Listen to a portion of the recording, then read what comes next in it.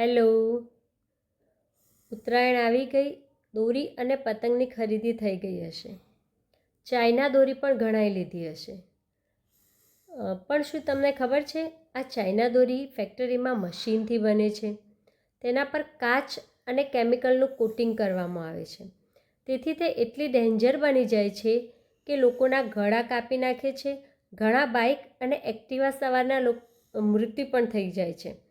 કેટલાય પક્ષીઓ પણ મરી જાય છે.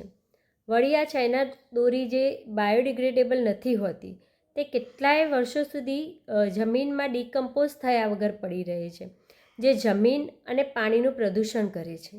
તો શું આવી ખતરનાક ચાઇના દોરી વાપરવાનું આપણે બંધ ન કરી શકીએ? આપણી ઉત્તરાયણની મજા એ કોઈના માટે સજા ના બનવી જોઈએ. આપણી 50 કે 60 રૂપિયાની પતંગ એ કોઈના જીવ કરતાં વધારે કિંમતી છે. આતંકવાદીઓ બંદૂકની ગોળીથી લોકોને મારે છે અને આપણે ચાઇના દોરીથી. તો આવો આજે સંકલ્પ કરો કે ન ચાઇના દોરી વાપરીશું, ન વાપરવા દઈશું. જો ખરીદનારાઓ નહીં રહે તો વેચનારાઓ આપોઆપ બંધ થઈ જશે. બસ આજના માટે આટલું જ. જય હિન્દ, જય ભારત.